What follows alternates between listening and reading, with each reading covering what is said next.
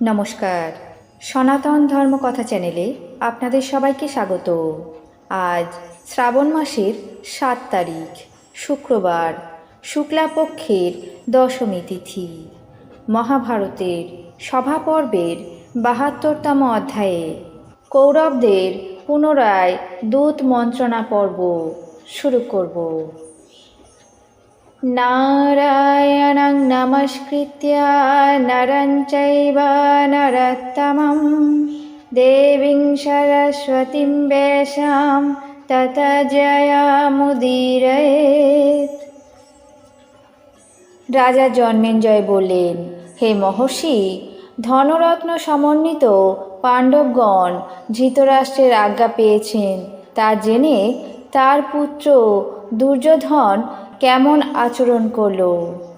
ঋষি বৈশম্পায়ন উত্তর দিলেন, মহারাজ, দুঃশাসন ধৃতরাষ্ট্রের কৃতকার্যে অতি দ্রুত নিজের ভ্রাতা দুর্যোধনের কাছে উপস্থিত হয়ে দুঃখিত মনে বললেন, হে মহারাজ, আমরা অত্যন্ত ক্লেশে যে সমস্ত দ্রব্য সঞ্চয় করেছি, পিতাশ্রী সেই সমস্ত নষ্ট করেছেন, অধিকাংশই শত্রুদের হাতে তুলে দিয়েছেন। এখন ভালো মন্দ যা হয় তুমি বিবেচনা করো। এই কথা শুনে দুর্যোধন, কর্ণ, শকুনি পাণ্ডবদের উপর অত্যন্ত ক্রুদ্ধ হয়ে দ্রুত মহারাজ ধৃতরাষ্ট্রের সামনে উপস্থিত হলেন। বিনীত বাক্যে সম্বোধন করে বললেন, মহারাজ, দেব পুরোহিত বৃহস্পতি ত্রিদশাধিপতি ইন্দ্রকে হিত উপদেশ প্রদানের সময় যেসব কথা বলেছিলেন আপনি বোধহয় তা জানেন না। যে কোনো উপায়ের দ্বারা শত্রু সংহার করা কর্তব্য। তারা যদি যুদ্ধ এবং বল প্রয়োগ করে আপনার অনিষ্ট চেষ্টা করে, তবে তখনই সেই সমস্ত শত্রুদের ধ্বংস করা উচিত।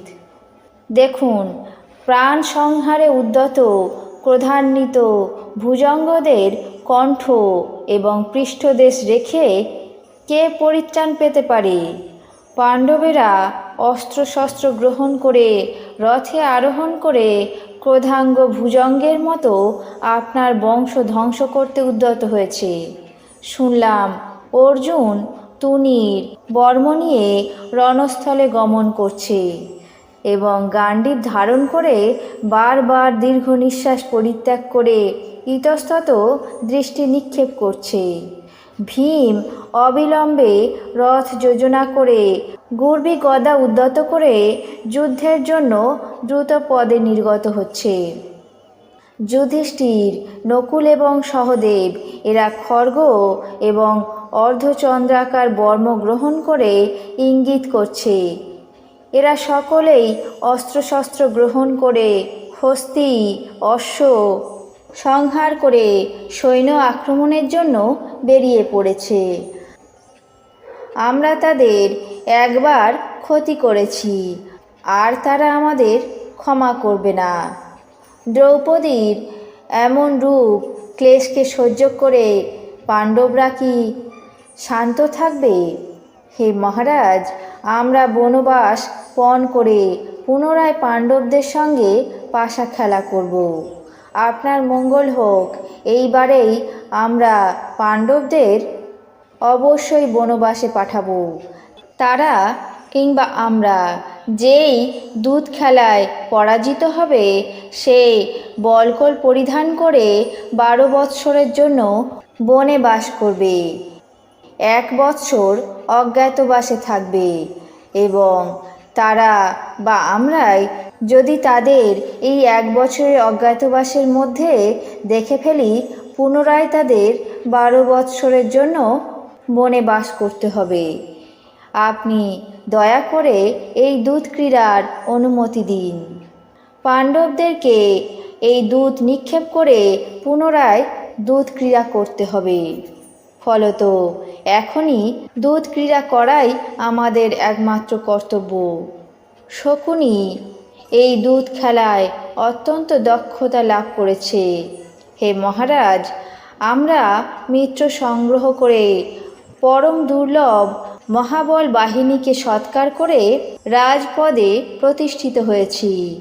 এখন যদি পাণ্ডবেরা 13 বৎসরের বনবাসে ব্রত সাধন করতে পারে, তাহলেই আপনার ইচ্ছা অনুসারে তাদেরকে পরাজিত করতে পারব। ধৃতরাষ্ট্র বললেন, বৎস, তুমি পাণ্ডবদেরকে এখানে নিয়ে এসো। তারা এসে পুনরায় দুধ ক্রীড়ায় প্রবৃত্ত হোক।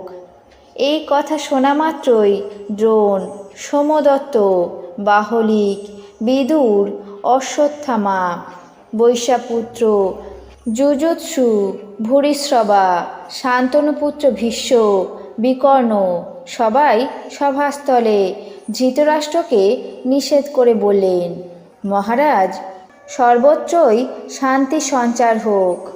তখন রাজা ধৃতরাষ্ট্র শহীদদেরকে অনাদর করে পাণ্ডবদেরকে আহ্বান করতে বললেন। আজ মহাভারতের সভা পর্বের 72তম অধ্যায়ে কৌরবদের পুনরায় দূত মন্ত্রণা পর্ব এখানেই শেষ করছি। বাকি অংশ আগামী পর্বে পাঠ করে শোনাব। এখন জেনে নেব আজকের দিনের 12টি রাশির রাশিফল। মেষ, আয় বৃদ্ধি।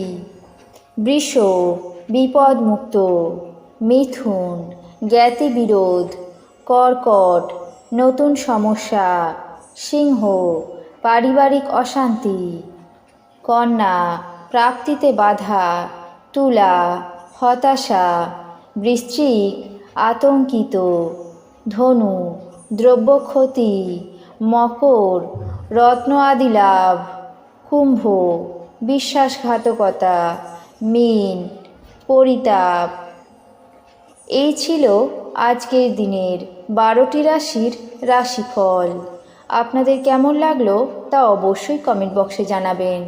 চ্যানেলটিকে সাবস্ক্রাইব করবেন, লাইক করবেন, শেয়ার করবেন। ধন্যবাদ।